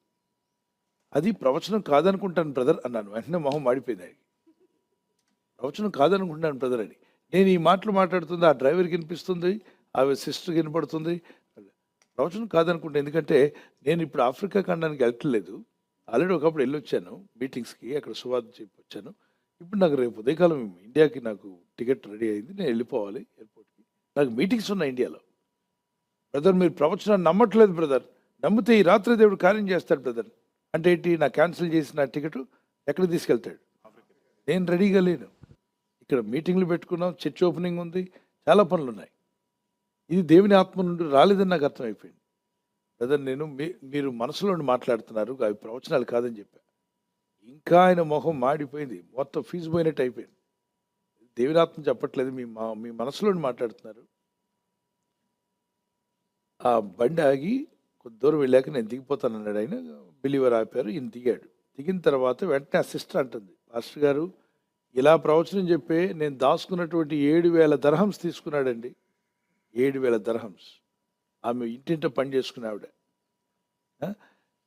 ప్రవచనం చెప్పి ఇల్లు కట్టుకుందామని చెప్పి ఏదో సంపాదించుకుందట. 7,000 దర్హమ్స్ వచ్చి ప్రవచనం చెప్పాడంట. దేవుడు నీ ద్వారా అడగమంటాడమ్మా, విధవరాలు ఇస్తే నీకు డబుల్ ఇస్తాడమ్మా దేవుడు, అసలు డబ్బులు కరిగిపోవాలా, వస్తూనే ఉంటాయి, అంత ఆశీర్వాదం రాబోతుంది అని చెప్తే ఆమె ఎంత ఇచ్చింది? 7,000 dirhams. ఎప్పుడు ఇస్తాడు? 4 రోజుల్లో తిరిగి ఇస్తానంట. ఇప్పుడు 4 సంవత్సరాలు అయింది, నేను ఇండియా కూడా వెళ్ళలేదు. నాకు డబ్బులు అడుగుతుంటే ప్రవచనం చెప్తాడు తప్ప ఏమివ్వట్లేదు. మీరు కరెక్ట్ చెప్పారు సార్, ఎలా చెప్పారో కానీ మొహమాట లేకుండా చెప్పారు. చాలామంది ప్రవక్తలు పాస్టర్ గారికి నేను ప్రవచనం చెప్తుంటారు కానీ మీరు మాత్రం మొహం మీద చెప్పేశారు. ఎందుకు భయపడాలండి? ఆత్మీయంగా ఎదగండి, విశ్వాసంలో బలపడండి, నిజానికి నిలబడండి, అసత్యానికి నిలబడకండి, తప్పును తప్పుగా ఖండించండి అని చెప్పి ఆ వ్యక్తిని దూషించట్లా. నేను అతను చేసిన పని కరెక్ట్ కాదని చెప్తున్నాను. ఈరోజు మళ్ళీ మీకు జ్ఞాపకం చేస్తున్నాను, మీరు ఆత్మీయంగా ఎదిగారని గుర్తు ఏంటంటే సత్యవాక్యం ఏంటో మీరు గుర్తుపడతారు. 236 44 2 రోజులు 4 నిలబడండి, సత్యం కోసం నిలబడండి. వాక్యానికి విరుద్ధంగా ఏమాత్రం తేడా వచ్చినా కనిపెట్టండి. నకిలీ గోల్డ్కి రియల్ గోల్డ్కి తేడా తెలిసినట్టుగా సత్యవాక్యానికి అసత్యమైన వాక్యానికి మనకి ఏం తెలియాలి? తెలిసిపోవాలి ఇమీడియట్లీ. వాళ్ళు ఆత్మీయంగా ఎదిగినట్టు. ప్రతిదానికి దేవుని మీద డిపెండ్ అవుతారు వాళ్ళు ఆత్మీయంగా ఎదిగినట్టు. ప్రార్థన చేద్దాం అంటారు ప్రతిదానికి. ప్రతి చిన్న విషయం కూడా ప్రే చేస్తానంటే అతను దేవుని మీద డిపెండ్ అయ్యాడు. భయంతో కాదు, మంచిగా ఆత్మీయంగా. తర్వాత బహు ధైర్యంగా ఉన్నాడు, పరిస్థితులు ఎలా ఉన్నా కూడా భయపట్ల. దుర్వార్త విన్నా కూడా జడిట్లా, అంటే అతను హృదయం దేవుని ఎదుట స్థిరంగా ఉంది, ధైర్యంగా ఉన్నాడు. దేవుని శిలలో గడుపుతున్నారు, ప్రార్థన చేస్తున్నారు, బైబిల్ చదువుతున్నారు, దేవునికి ప్రయారిటీ ఇస్తారు. వాళ్ళు దేవునిలో ఎదుగుతున్నట్టు అర్థం. ఇమ్మెచ్యూరిటీ అంటే ప్రతిదానికి ఉలిక్కిపడడం, ప్రతిదానికి భయపడడం, ప్రతిదానికి ఎవరేమన్నా భయపడడం. వాళ్ళు ఎదగలేదు ఆత్మీయంగా అని అర్థం. ఒక సిస్టర్ అడిగిందంట, పాస్టర్ గారండి మా ఇంటి దగ్గర ఉదయకాలం నేను అంట్లు తోముతుంటే కాకొచ్చి కా కా అంటుంది, ఏంటండి దాని అర్థం? ప్రార్థన చేసి కనిపెట్టి చెప్పండి. అమ్మ కనిపెట్టాలంత అంత సీన్ లేదమ్మా, దానికి ఆకలేసి ఏమంటుంది? ఓ పిసినాంటీ పిసినాంటీ నాకు కొంచెం వెయ్యి ఆంటీ అంటుంది, అంతే. దానికి మళ్ళీ కనిపెట్టి చెప్పాల్సిన అవసరం లేదు. ఓకే, దానికి మళ్ళీ మీనింగ్ ఏంటండి అని మళ్ళీ మీనింగ్ కూడా చెప్పాలి. అదే అబద్ధ ప్రవక్త అనుకోండి, మా కాకి రూపంలో ఆ రోజు ఏలియా యుద్ధకు పంపించినట్టుగా నువ్వు ఏలియా వంటి ఆత్మ కలిగి ఉన్నావమ్మా, అందుకే కాకోలములను పంపించుచున్నాడు. మరి కాకి కా అంటుంది కానీ మాంసం మొక్క రావట్లేదంటే రాదమ్మా, వస్తుందమ్మా. దయచేసి ప్రతి చిన్న కళకు అర్థం చెప్పమని అడగండి ఎవరిని. చిన్న కళ రాగానే దానికి మీనింగు, దానికి అర్థాలు కావాలి, దానికి మీనింగ్స్ కావాలి. నాకు చిన్న దర్శనం వచ్చింది, దాని మీనింగ్ ఏంటి? నాకు చిన్న ఏంటది నాకేదో కనిపించింది, దానికి మీనింగ్ ఏంటి? ప్రతి దానికి ఉలిక్కి పడకండి. 5వ అధ్యాయం ప్రసంగి 5, 6, 7 వచనాల్లో విపరీతమైన పనిపాట్ల వల్ల ఏమొచ్చును? కళలు వచ్చును. విపరీతంగా కష్టపడి పనిచేస్తున్న టెన్షన్ ఉన్న కళలు వస్తాయంట. ప్రతి కళకు అర్థం అవసరంలా. దేవుడు పంపిన కళలకు మాత్రమే అర్థం అవసరం. యథార్థమైన కళలు. పిచ్చి కళలు వస్తే ఏ సునాలో గద్దించండి అంతే. ఎవరో చనిపోయినట్టు వచ్చింది, యాక్సిడెంట్ అయినట్టు వచ్చింది, ప్రమాదం కలిగినట్టు వచ్చింది. ఏ సునామలో ఆ కీడు కలిగి ఆత్మల కీడు కలిగించే కళ నాకు దూరమగునుగాక. దూరపరచు ప్రభు. సోదరులు ప్రవేశించకుండా ఏం చేయాలి? ప్రార్థన చేయండి అంతే. దేవుడు మీకు జయమిస్తాడు. God bless you. ముగించుకుందాం.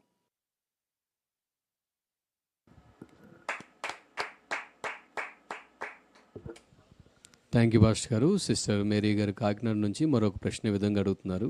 స్త్రీలు ప్రభు బలం ఇవ్వవచ్చా అని సహోదరి ప్రశ్న అడుగుతున్నారండి. లేదా ఇంట్లో వంటలు ఎవరు చేస్తారు? స్త్రీలే చేస్తారు. స్త్రీలే చేస్తారు. సంఘం లేదని అవసరం ఉన్నప్పుడు వంటలు ఎవరు చేస్తున్నారు? స్త్రీలే చేస్తారు. అదే దాన్ని వడ్డించే విషయంలో స్త్రీల పాత్ర లేదా? ఉంటుంది ఉంది కదా. స్త్రీ మౌనంగా ఉండాలని చెప్పారు కాబట్టి బల్ల ఇవ్వకూడదు. ఎన్ని రకరకాలుగా వాదనలు చేసి కన్ఫ్యూజ్ చేసి మసిపూసి మారేడికాయ చేస్తానని ఒక మాట ఉంది కదా, మసిపూస్తారంట. రకరకాల కన్ఫ్యూజన్. ఎవరిని బిడ్డలారా, యేసు ప్రభు వారు పునరుద్ధరణి తిరిగి లేచినప్పుడు, ప్రభు పునరుద్ధరణి తిరిగి లేచినప్పుడు ఈ సమాచారం, నేను తిరిగి లేచానన్న సమాచారం తీసుకెళ్ళి శిష్యులకు చెప్పమని ఎవరిని వాడుకున్నాడు ప్రభు? స్త్రీలు వాడు. మరి ఆమె స్త్రీ అని యేసయ్యకి తెలీదా? యేసయ్య ఆమె పొరపాటును ప్రభు లేడీకి అప్పగించాడా? లేదు. అంటే వీళ్ళకున్న తెలివితేటలు యేసయ్యకి లేవా? యేసయ్యకి తెలియక చెప్పాడు యేసయ్య. అందులో ఆమె ఎవరి మధ్యలోకి వెళ్ళి చెప్పాలి? అపోస్తలుల మధ్యలో. మామూలు శిష్యులు కాదు వాళ్ళు. అపోస్తల యుద్ధకు వెళ్ళి చెప్పమన్నాడు. వెళ్ళి నా సహోదరులకు చెప్పు, మన సహోదరులు ఏమనంటే, నేను తిరిగి లేచి ఉన్నాను, నేను ఎక్కి వెళుతున్నాను, మళ్ళీ తిరిగి వస్తాను. ఈ విషయం చెప్పమంటే పునరుద్ధాన వార్త క్రైస్తవ్యానికి ఎన్నుముక్క లాంటిది. ఆ వార్తను శిష్యుల యొద్దకు మోసుకుని వెళ్ళింది ఎవరు తెలుసా? పురుషుడు కాదు. ఎవరు? స్త్రీ. మరి రక్షకుడే తన పునరుద్ధాన వార్తను స్త్రీ ద్వారా చెప్పిస్తే మనం ఎవరు ఆపడానికి? 68వ కీర్తన 11 వచ్చిన కీర్తన 68:11. Psalms 68:11. ప్రభు మాట సెలవిచ్చున్నాడు, దాన్ని ప్రకటించు స్త్రీలు గొప్ప సైన్యంగా ఉంటారు. ప్రభు మాట సెలవిచ్చుచున్నాడు, దానిని ప్రకటించు స్త్రీలు గొప్ప సైన్యంగా ఉన్నారు. ప్రభు మాట సెలవిచ్చున్నాడు. మీ బైబిల్లో చూడండి, 68వ కీర్తన 11 వచ్చిన. ప్రభు మాట సెలవిచ్చున్నాడు, దాన్ని ప్రకటించు స్త్రీలు గొప్ప సైన్యంగా ఉన్నారు. ప్రభు మాట సెలవిచ్చుచున్నాడు, దానిని ప్రకటించు స్త్రీలు గొప్ప సైన్యంగా ఉన్నారు. రైట్. స్త్రీలా పురుషులా? స్త్రీలు. ప్రభు మాట సెలవిస్తే దాన్ని ఎవరు ప్రకటించారట? స్త్రీలు అని చెప్పి ఇంట్లో భార్యలందరూ కూడా ఇల్లు వదిలిపెట్టి పిల్లల్ని వదిలిపెట్టి వెళ్ళిపోయిన వాక్యం చెప్పమంటున్నాను, ప్రభు చెప్పమంటున్నాడు అని చెప్పి వెళ్ళకండి. మీకు ఉన్న కుటుంబాన్ని విడిచిపెట్టకండి. దేవుడు ఇచ్చినటువంటి బాధ్యతలు. కొంతమంది ఊరికి ప్రవచనాలు చెప్పేస్తున్నారు, అమ్మ దేవుడు నీకు పిలుపు ఉంది, మీ ఆయన్ని పిల్లల్ని వదిలిపెట్టి వెళ్ళిపోమంటారు. వాళ్ళు దేవుని ద్వారా పంపబడిన ప్రవక్తలు కాదు. వాళ్ళు సొంత మనసులో వచ్చినవన్నీ ప్రవచనాలని మాట్లాడిస్తే ఇంటింటికి పోయి తిరుగుతుంటారు. చాలా డేంజర్. వాళ్ళ అవివేకం వల్ల ఇతరులను కూడా ఇబ్బందుల్లో పడేస్తారు. ఆ ప్రవచనాలు నమ్మి మోసపోయిన వాళ్ళు, ఇల్లు వదిలిపెట్టి వెళ్ళిపోయిన వాళ్ళు, కుటుంబానికి దూరమైన లేడీస్ చాలామంది ఉన్నారు. ఏంటంటే అప్పుడు ప్రవచనం చెప్తే దేవుని బైబిల్లో లేదే, వాళ్ళకు తోచింది చెప్పారు. అది మీరు పాటించకండి. దేవుని వాక్యం ఏం చెప్తుందో చూద్దాం. సో ఇక్కడ మాట ప్రవచించు స్త్రీలు గొప్ప సైన్యంగా ఉన్నారంటే దాని అర్థం ఏంటంటే, ప్రభు తను ఏర్పరచుకున్న స్త్రీల ద్వారా వాక్యాలు చెప్పనిస్తాడు, సువార్త చెప్పొచ్చు. ప్రభువే మాట సెలవిచ్చినాడు, దాన్ని ప్రకటించే పురుషులను లేదు. మీ బైబిల్లో 68వ కీర్తన 11వ వచనంలో స్త్రీలను ఉంది. అయితే మరి కొత్త నిబంధనలు ఎక్కడుందండి? కొత్త నిబంధనలో కూడా మరి పత్రికలు రాయబడ్డాయి. తిమోతి అన్న వ్యక్తి సేవకుడు. సరే, ఇప్పుడు ప్రభు బల గురించి వద్దాం. యేసు ప్రభు వారు మొట్టమొదటిగా ఒక ఇంటి మీద తన శిష్యులను పిలిచి బల్ల ఏర్పాటు చేశారు. ఆ బల్లలో రొట్టెలు ఎవరు తయారు చేశారు? ఆ ఇంటి వాళ్ళు చేశారంట. ఆ ఇంట్లో ఎవరు చేసి ఉండాలి? స్త్రీలు చేసి కదా. ఒక ఇంటి వారికి చెప్పారు, ఈ సాయంకాలం మీ ఇంటి మేడగది మీద ప్రభు వస్తున్నాడు, ప్రభు శిష్యులు వస్తున్నారు, బల్ల తీసుకుంటారంటే పేతురు వెళ్ళి రొట్టె తయారు చేశాడా? యోహాన్ చేశాడా? మొట్టమొదటిగా రొట్టె విరిచే కార్యక్రమం ప్రభు బల్ల కార్యక్రమం, లార్డ్స్ కమ్యూనియన్ ప్రభు స్టార్ట్ చేశాడు. ఆ స్టార్ట్ చేసింది ఆ రొట్టెలు తోమా చేశాడా? పేతురు చేశాడా? యేసయ్య చేశారా? ఆ ఇంటి ఆవిడ చేసిందా? ఆ ఇంటి ఆవిడ చేసింది. ఓకే, 10 మంది ఇల్లు కూడా కాదు, ఒక ఆవిడే ఆ ఇంటి వాళ్ళు చేశారు. తీసుకొచ్చి పెట్టింది ఎవరు? ఇంట్లో ఉన్న పిల్లలు, ఇంట్లో ఉన్న పెద్దలు. ఓకే, ఆ రొట్టె ఎవరు చేశారన్నది ముఖ్యం కాదు, దాన్ని పైకెత్తి స్తుతించి ఇది ప్రభు శరీరం అని వివేచిస్తామే, అప్పుడే అది ప్రభు శరీరం. ఓకే, అది ఎవరి ద్వారా తయారు చేయబడింది? దానికంటే కూడా అది ఏమని స్తుతించాం, ఏమని ప్రార్థించాం, ఏమని దాన్ని సాదృశ్యంగా తీసుకున్నాం, ఇది ప్రభు శరీరం అని వివేచించి తీసుకున్నట్లయితే ఎగ్జాక్ట్గా ప్రభానికి స్తోత్రం స్తోత్రం స్తోత్రం చెప్పండి ఒకసారి. స్తోత్రం స్తోత్రం చెప్పి ఇప్పుడు ఏమన్నారు? ఇది ప్రభు యొక్క శరీరం అని వివేచించి తీసుకుంటున్నా అన్నారు. అంటే ప్రభు యొక్క శరీరం అని మీరు వివేచించి తీసుకుంటున్నాను ఎప్పుడైతే చెప్తారో అప్పుడది ప్రభు శరీరంగా మార్చబడింది. కానీ అంతవరకు అది మామూలుగా చేయబడింది, మామూలు రొట్టె అది. ఇప్పుడు మనం రొట్టెలు చేస్తాం రాత్రి, ప్రభు సండే కొరకు నైట్ తయారు చేస్తాం. అనేక రొట్టెలు తయారవుతాయి, అనేక మంది కావాలి కదా. అవి కట్ చేసి ముక్కలు ముక్కలుగా మరి ముక్కలు ముక్కలు విరిచి అందరికి ఇస్తున్నాం. కొన్ని మిగిలిపోయాయి అనుకోండి, వాటిని పైకెత్తలేదు, స్తుతించలేదు, విరవలేదు. పైకెత్తలేదు, స్తుతించలేదు. విరవలేదు. వాటిని పిల్లలందరూ ఆహారంగా తీసుకుంటారు, నో ప్రాబ్లం. కానీ విరవబడి పైకెత్తబడి దేవుని స్తుతించినప్పుడే అది ప్రభు శరీరంగా మార్చబడింది. అది మీరు ఇవ్వచ్చమ్మా, మీరు ధారాళంగా ఇవ్వచ్చు, ధైర్యంగా ఇవ్వచ్చు. ఓకే, అది నేరంగా మీరు భావించవద్దు, అది పాపం చేసినట్టు ఎవరైనా చెప్పినా పట్టించుకోవద్దు. బ్యాప్టిజం ఇచ్చిన వాళ్ళు ఇవ్వాలండి. బ్యాప్టిజం ఇచ్చిన పిలుపు ఎక్కడ ప్రభువులు ఇవ్వలేదు తెలుసా మీకు? ఆయన ఇచ్చుకుంటూ వెళ్ళిపోయాడు. సంఘాన్ని నడిపించింది పేతురు గారు, యోహాన్ గారు పరిశుద్ధాత్మలకు నడిపించి ఆ తర్వాత బల్ల కార్యక్రమం ఆ చర్చిలోకి వచ్చిన వాళ్ళకి అప్పగించారు. పిలుపు అంతా ఎవాంజలిస్ట్, వెళ్తాడు, సువార్త చేస్తాడు, ఆ నమ్మిన వాళ్ళకి బ్యాప్టిజం ఇస్తాడు, అక్కడ నుండి మరో ప్రాంతానికి వెళ్ళిపోతాడు. అందుకే 5 విధాలైన పరిచర్యలు పెట్టాడు. అపోస్తల పరిచర్య, ప్రవక్తల పరిచర్య, సువార్థికుల పరిచర్య, కాపర్ల పరిచర్య, తర్వాత బోధకుల పరిచర్య. 5-fold ministry. ఇందులో కాపర్లు అనేది 4వ స్థానం వచ్చింది. నేను ఒక్కడినే నడిపిస్తాను సంఘం అంతటి, నా వల్లే పరలోకం వెళ్ళిపోతానని అనుకోవద్దు. మీకు ఇవ్వబడిన బోధ మీరు చేయండి. అలాగే అపోస్తుల బోధ కూడా వినండి, ప్రవక్తల గద్దింపులు కూడా వినండి. ఈ రోజుల్లో నా అబద్ధ ప్రవక్తల్లా కాదు, యథార్థంగా దేవుని వాక్యంలో నుండి ప్రకటించి వాక్యానుసారంగా మాట్లాడే ప్రవక్తలు కొద్దిమందే ఉన్నారు, చాలా తక్కువ. మిగిలిన అందరూ డొల్ల మాటలే.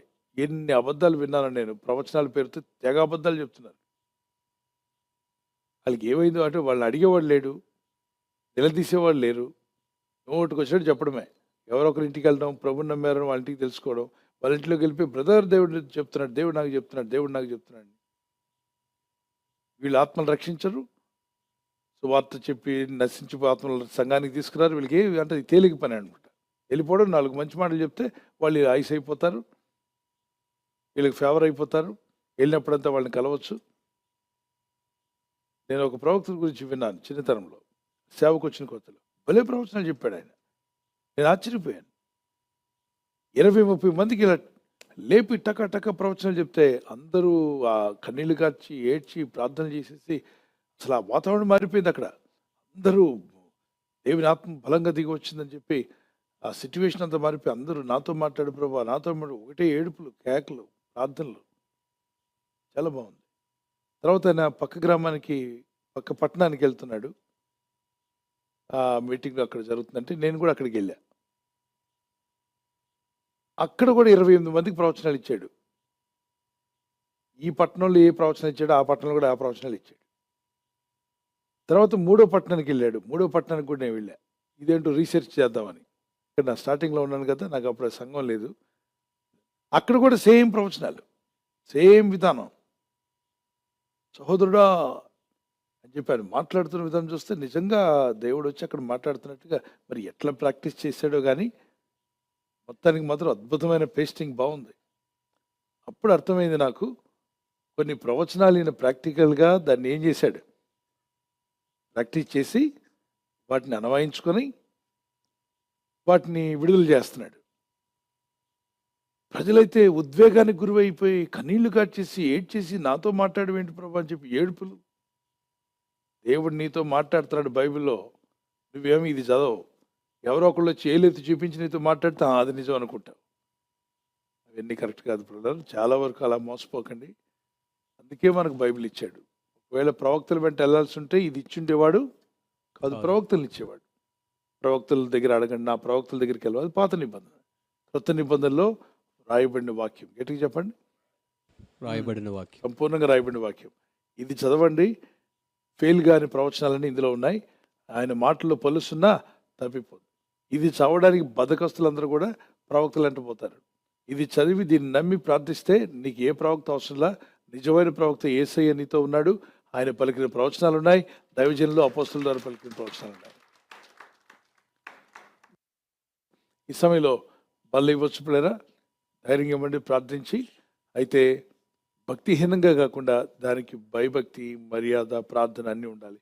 కొందరు సినిమాలు చూసుకుంటూ ఇళ్లలో ఇతర ఇంటి ఎదురు వాళ్ళని తిట్టుకుంటూ కేకలేసుకుంటూ వాళ్ళు బల్లిస్తున్నారంటే అది అవమానకరమైంది. అందుకే మారు మనసు ఉందా లేదా, తిరిగి జన్మించిన అనుభవం ఉందా లేదా, భక్తిగా ప్రభుని వెంబడిస్తున్నారా లేదా, భయభక్తి కలిగిన స్త్రీలు ప్రార్థనాపూర్వకంగా ఉంటే ఇవ్వచ్చు.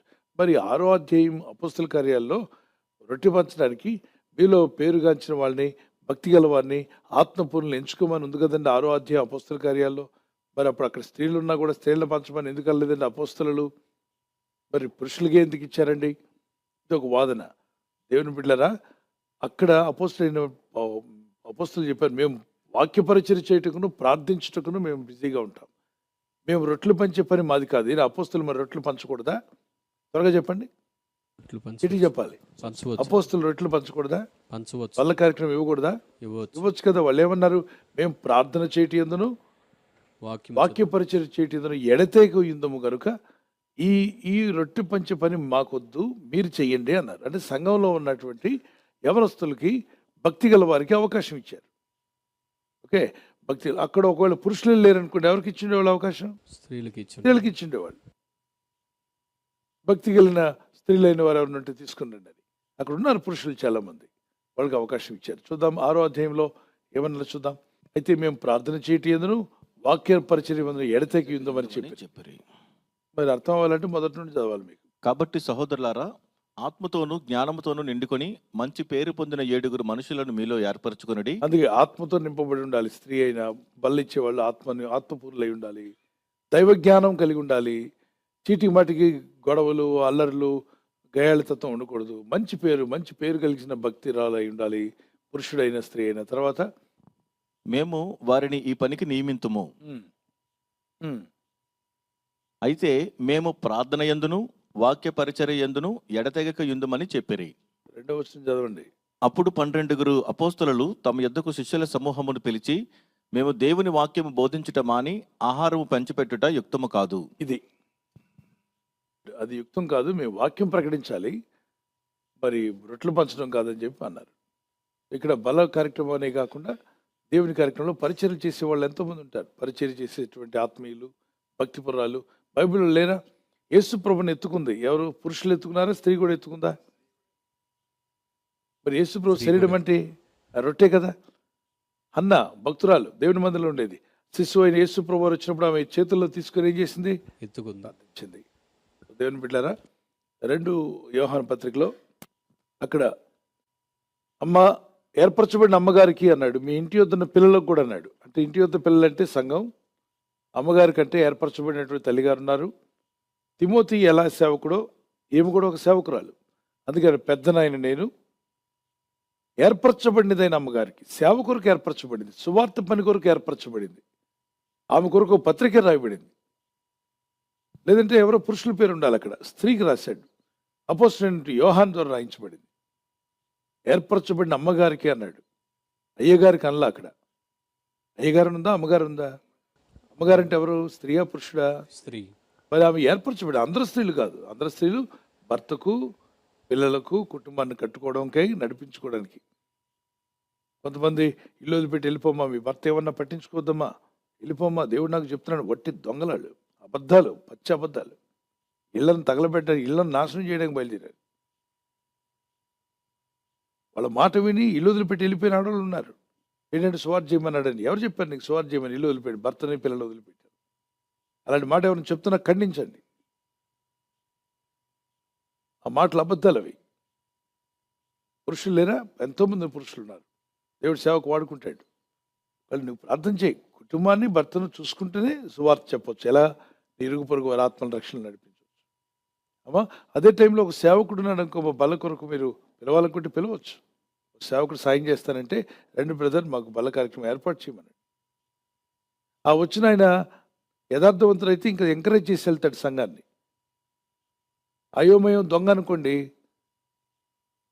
సంఘాన్ని ఏం చేస్తారంటే, అమ్మ ఆడవాళ్ళు నడిపించకూడదు, మా సంఘానికి వచ్చేయండి, నెమ్మదిగా మా సంఘానికి వచ్చేయండి.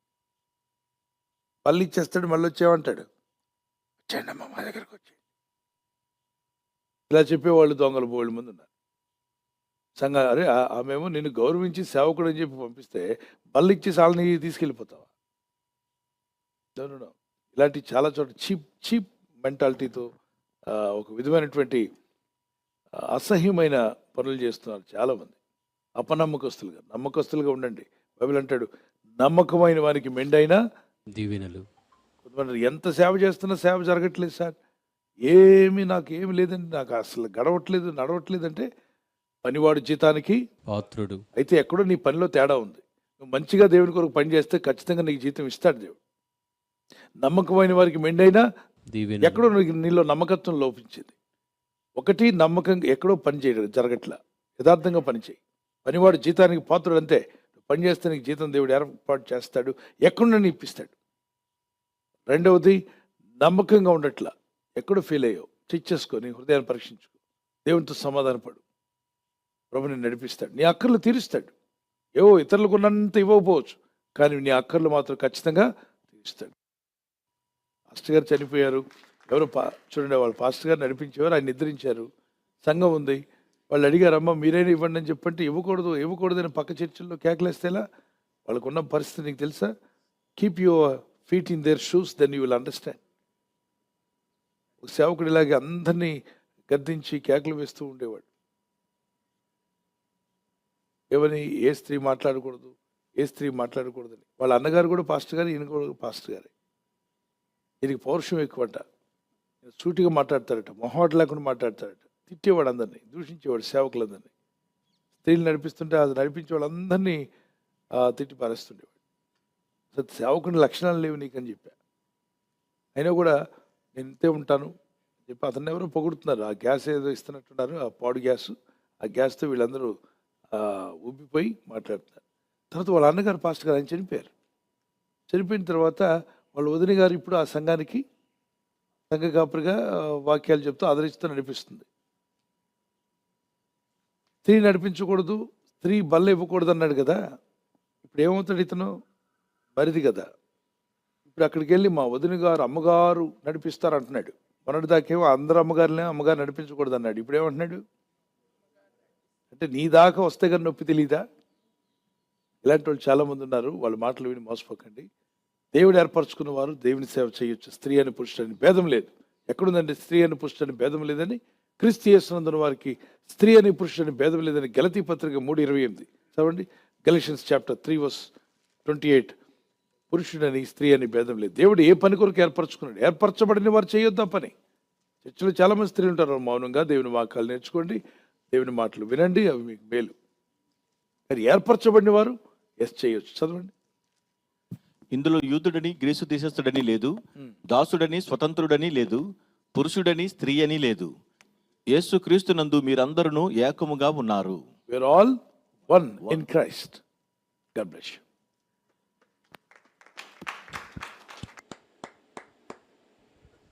థ్యాంక్ యూ పాస్టర్ గారు. తర్వాత ప్రశ్న సహోదరి రాజేశ్వరి గారు కర్ణాటక నుంచి ఈ విధంగా ప్రశ్న అడుగుతున్నారు. పాస్టర్ గారు, వాట్ ఈజ్ వైట్ లై అండ్ బ్లాక్ లై అని ప్రశ్న అడుగుతున్నారండి.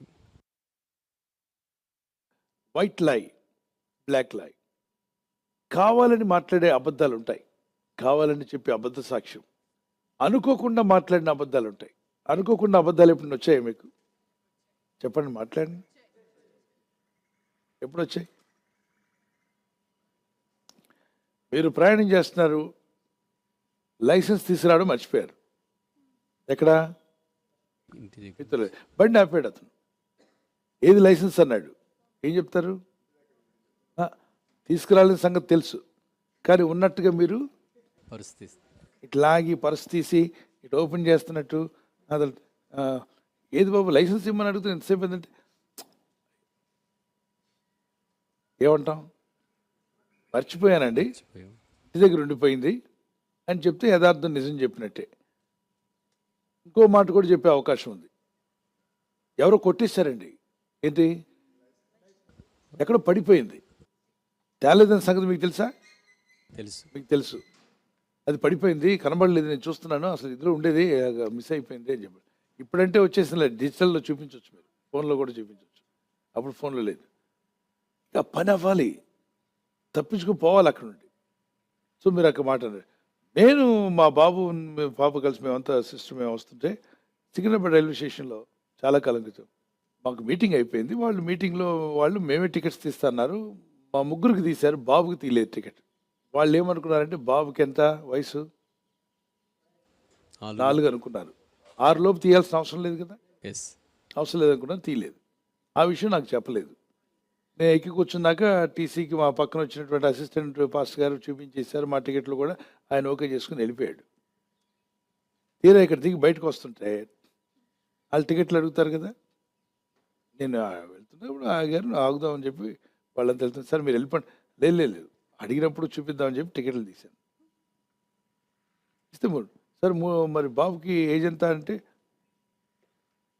చూస్తున్నాడు, రెడీగా ఉన్నాడు మా బాబు. అప్పుడే 5 దాటింది. ఎందులోకి వెళ్ళిపోతున్నాడు? 6లోకి వెళ్ళిపోతున్నాడు. 6 అన్నాడు. 6 అన్నాడు. 6 years అన్నప్పుడు టికెట్ ఏదండి అన్నాడు ఆయన. కాదు అని చెప్తుంటే ఒప్పుకోడే. 5 రా నీకు, 5.5 అంట. అంకుల్ నాకు 6, అంకుల్ నాకు 6 అంటాడు. ఆయన కూడా నవ్వుతున్నాడు. నీకు ఎప్పుడు 6 వస్తుంది చెప్పు? December 25th వచ్చేదాకా నీకేం రాదు? 6 రాదు కదా. ఇంకా 2 monthsగా మమ్మీ అంటున్నాడు. అంటే తన ఉద్దేశంలో ఎక్కడికి వెళ్ళిపోవాలి? 6లోకి. అంకుల్ 2 monthsలో ఐ విల్ బి 6. అప్పుడు ఆయన పక్క కడుపు చెక్కలేలాగా నవ్వాడు. తర్వాత మరొక టీసీ పరిగెత్తుకొచ్చాడు. శివన్పాల్ గారు అండి అన్నాడు. ఈ ప్రోగ్రామ్స్ చూస్తున్నామండి, వందనాలు పాస్టర్ గారు అని చెప్పి కాస్త మాట్లాడుకొని ఈయనకు కూడా ప్రార్థన చేసుకోమని చెప్పి 2 టీసీలకి ప్రార్థన చేసి మేము బయలుదేరాం. కానీ మా గుండె జల్లుమనే పని చేశాడు ఎవరు. నేను అడిగాను, ఆ టికెట్ ఎందుకు తీయలేకపోతే పోతే పోయి తీసేయాల్సిందిగా 2 నెలలే కదా, తేడా ఉంది, తీసేయవచ్చు కదా. December 25th కల్లా తనకి 6కి వస్తాడు కదా. సార్ తీయలేదు.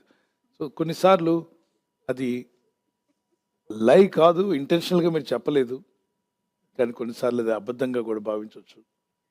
ఎప్పుడు ఇంటెన్షన్గా కావాలని అబద్ధ సాక్ష్యం పలకడం, వాళ్ళు చేయలేని పని చేశారని చెప్పడం, నేరం మోపడం, వినని మాటను విన్నానని చెప్పడం, చూడని పనిని చూశామని చెప్పడం, నీ ఊహలోకి వచ్చిన వాటిని కూడా అది నిజమైన అవతల వ్యక్తికి పలకడం, తర్వాత నిజం కాదని తెలిస్తే అప్పుడు అలా అనుకున్నానులేండి అని చెప్పడం, అది కరెక్ట్ కాదు. Those are lies against God. దేవుడు ఆ అబద్ధాలను అసలు ఇష్టపడడు. పొరపాటున వాళ్ళంతా కూడా ఏదో తింటారా బ్రదర్ అని చెప్పన్నారు. లేదండి నేను ఫాస్టింగ్ అన్నా. తెలుసు కదా వాళ్ళు ప్రసాదాలు ఇస్తున్నారు ఆ రోజు. యాక్చువల్లీ నేను టిఫిన్ కోసం వెళ్తున్నా, నేను చెప్పినట్టున్నాను ఈ విషయం. బ్రేక్ఫాస్ట్ కోసం వెళ్తున్నా, ఆయన ఏదో మిషన్ ఓపెన్ చేసుకున్నాడు, టక్కన తీసుకొచ్చి ఇస్తున్నాడు. ఇచ్చే టైంలో ఏంటిదంటే మిషన్ ఓపెనింగ్ అంటే ప్రసాదం అన్నాడు. చేతులు తీసుకునేటప్పుడు ఇప్పుడు నేనేం చెప్పాలి అని నేను ఫాస్టింగ్ అండి అని చెప్పాను. అసలు వెళ్తుంది అక్కడికి బ్రేక్ఫాస్ట్కి, తప్పించుకోవడానికి నేనేం చెప్పాల్సి వచ్చింది. ఫాస్టింగ్ అని వాళ్ళు ఆయన్ని గాయపరచొద్దు, ఆయన ఎందుకు బాధ పెట్టాలి, ఆయన నేనంటే అభిమానం. ప్రార్థన కూడా చేయమంటాడు, దేవుని మాటలు వింటుంటాడు అప్పుడప్పుడు వచ్చి. ఆయన ఏదో మిషన్ కొనుక్కున్నాడు, ఆయన భక్తి ప్రకారం నేను చేసుకున్నాడు. నా మీద అభిమానంతో నేను వెళ్తున్నాను తెలియగానే పరిగెత్తుకొచ్చి నాకు ఇచ్చాడు. ఫాస్టింగ్ అనేసరికి సరే సారీ బ్రదర్ అని చెప్పి మా కోసం కూడా ప్రే చేయండి అని చెప్పి వెళ్ళిపోయాడు. ఇప్పుడు నేనేం చేయాలి? అబద్ధం ఆడాను కదా ప్రభా, ముందుకెళ్ళి తినాలా ఇంటికి పోవాలా? నా మనస్సాక్షి ఏం చెప్పిందంటే ఇంటికి పోంది. తిన్నగా ఏం చేశాను? ఇంటికి వచ్చి ఆ రోజు శిక్ష చేసుకున్నాను. ఏంటి? ఫాస్టింగ్. సో ఫాస్టింగ్ అని అన్నాను కాబట్టి. ఒకవేళ మీరు వెళ్ళి తిన్నారనుకోండి, దేవుడు ఏం కాదండు, మిమ్మల్ని శిక్షించడు. అక్కడని అబద్ధాలు క్షణంగా వచ్చేసింది ఆ మాట, మీరు ఫాస్టింగ్ అన్నారు. కొన్ని సందర్భాల్లో ప్రతి చిన్న విషయాన్ని కూడా భూతద్దంలో చూసి దేవుడు శిక్షించి నరకానికి పంపిస్తాడు అనుకోకండి. ఆయన జాలిగల తండ్రి తన కుమారులను క్షమించినట్లుగా దేవుడు ఏం చేస్తాడు అని చెప్పి అబద్ధాలు ఆడడానికి లైసెన్స్ కాదు పిల్లరా. మీరు ప్రార్థన చేసుకోండి, ఆ అలవాటుకు దూరంగా ఉండడానికి ప్రయత్నం చేయండి. సామెత 36 అబద్ధములను వ్యర్థమైన వాటిని నాకు దూరం చేయమని ప్రేర్ చేశాడు. రోజు మీ ప్రేయర్లో ఆ పాయింట్ ఉండాలి. ఆ ప్రేయర్ చేస్తూ ఉంటే అబద్ధాలు వ్యర్థమైన వాటికి దూరంగా ఉంటారు. దేవుడు మిమ్మల్ని కాపాడు. God bless you.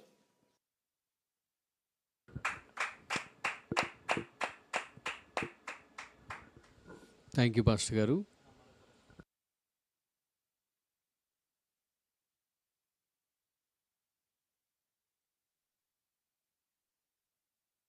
ఈ సమయంలో మరొక ప్రశ్న పాస్టర్ గారండి. రాజ్కుమార్ గారి ఫ్యామిలీ విజయవాడ నుంచి అడుగుతున్నారు. ఆత్మీయ తల్లి ఎవరు, ఆత్మీయ తండ్రి ఎవరు, అసలు ఆ ఆత్మీయ వారసులు ఎవరు అని ప్రశ్న అడుగుతున్నారండి.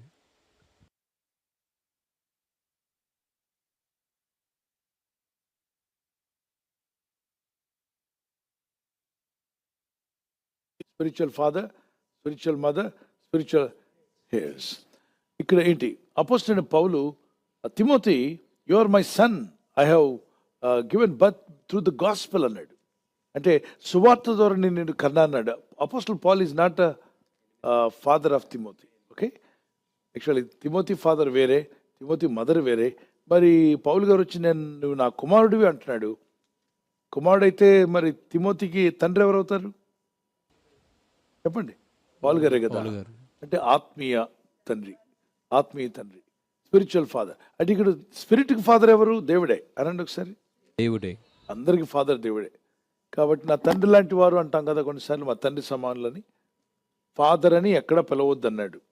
కొంతమంది దాన్ని పట్టుకుంటారు లిటరల్గా ఆ వాక్యం పట్టుకొని, మీరెవరు కూడా తండ్రి అని పిలువబడవద్దని ఉంది కదండి, మరి ఎందుకంటే వీళ్ళు ఫాదర్ అని పిలువబడుతున్నారు. ఓకే, మీ అప్లికేషన్లో మీ ఫాదర్ అని పేరు పెడితే అక్కడ గాడ్ అని రాయి. మరి యథార్థం కదా, ఉన్నదన్నట్టు పాటిస్తావుగా. లిటరల్గా నువ్వు పాటిస్తా అంటున్నావు కదా. కాబట్టి హూ ఈజ్ యువర్ ఫాదర్ అంటే జీసస్ అని రాస్తావా? మా ఇంటి పేరు పరలోకం, మా ఫాదరు పరలోకం ముందున్న తండ్రి అని రాయి. నీ అప్లికేషన్ చింపి పక్కన పడేస్తారు. ఇక్కడ ఏం రాసావు? ఫాదర్ అంటే పేరు రాసావు, మీ నాన్న పేరు. మరి బైబిల్లో ఫాదర్ అని ఉండదు. అర్థం చేసుకో. అక్కడ ప్రభు ఏమంటే, మేము గురువులు మేము ఫాదర్లు అని అనుకోవద్దు, మేము సహోదరులు అనుకోండి. మీ మధ్యలో సహోదర ప్రేమతో ఉండండి. మనకు తండ్రి అయిన వాడు ఒక్కడే ఫాదరు, ఒక్కడే మన బోధకుడు, మన రక్షకుడు, మన ప్రభు. ఫోకస్ అంతా ఆయన మీద పెట్టమని దాని అర్థం. ఓకే, ఇక్కడ ఆత్మీయ కుమారుడు, నా ఆత్మీయ కుమారుడు అంటాం. కుమారుడు కాకపోయినా ఆత్మీయ కుమారుడు. కుమారుడికి ఆత్మీయ కుమారుడు అన్నప్పుడు ఆత్మీయ కుమారుడికి ఆత్మీయ తండ్రి ఎవరు? ఆత్మీయ అనండి గట్టిగా. ఆత్మీయ. ఆత్మకు అంటే మళ్ళీ దేవుడే, ఆత్మకు తండ్రి దేవుడే. నా శరీరానికి తండ్రి మా నాన్నగారు వేరు, పీజే ఇమ్మానుయేల్ గారు. మీ తండ్రి గారు వేరు మీ శరీరానికి. కానీ నా ఆత్మకు తండ్రి, మీ ఆత్మకు తండ్రి ఒక్కడే దేవుడే. ఆత్మీయ అంటే ఆత్మీయంగా నన్ను నడిపించిన మెంటర్, నన్ను నడిపించిన వ్యక్తి, నన్ను గైడ్ చేసిన ఆత్మీయ నాయకుడు. మీ ఆత్మీయ నాయకుడు ఎవరు? ఇప్పుడు చెప్పారు. సో మనకి ఆత్మీయ నాయకులు ఉంటారు, పాస్టర్స్ ఉంటారు, సేవకులు ఉంటారు. They are to guide you. Okay, God bless you. Praise the lord.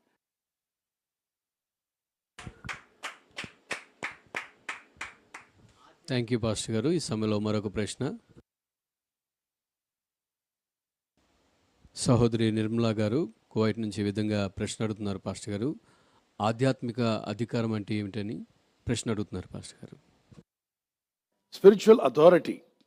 Yes, ఆత్మీయమైన అధికారులు ఎవరు? స్పిరిచువల్ అథారిటీ ఎవరు? Hebrew chapter 13:7.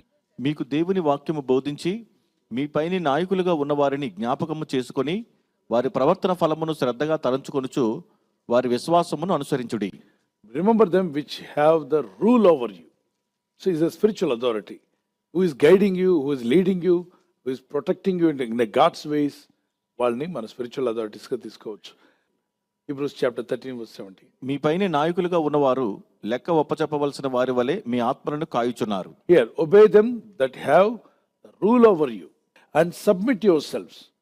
మన పైన నాయకులుగా ఉన్నవారు లెక్క అప్పచెప్పవలసిన వారి వలె మీ ఆత్మలను కాయుచున్నారు. వారు దుఃఖంతో ఆ పని చేసిన ఎడల మీకు నిష్ప్రయోజనం కనుక దుఃఖంతో కాక ఆనందంతో చేయనట్లు వారి మాట విని వారికి లోబడి. రైట్, అంటే లోబడి ఉన్నప్పుడు ఆ స్పిరిచువల్ అథారిటీకి లోబడి. ఇప్పుడు నేను కొన్ని విషయాలు మీతో చెప్తున్నాను. ఉదయకాల ప్రార్థన అన్నాను, సాయంకాల ప్రార్థన అన్నాను, ఎప్పుడు టైం దొరికినా ప్రేయర్ చేయమంటున్నారు. దీనికి మీరు లోబడ్డ మీకు దీవెనా కాదా? దీవెనే.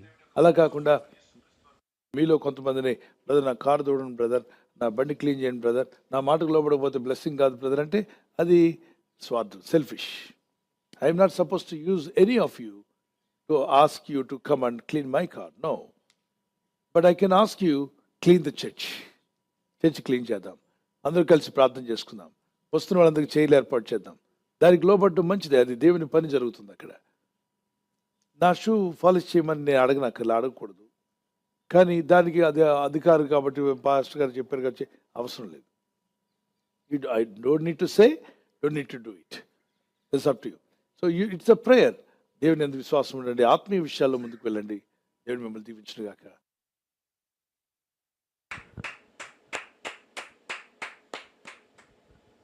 థ్యాంక్ యూ పాస్టర్ గారు.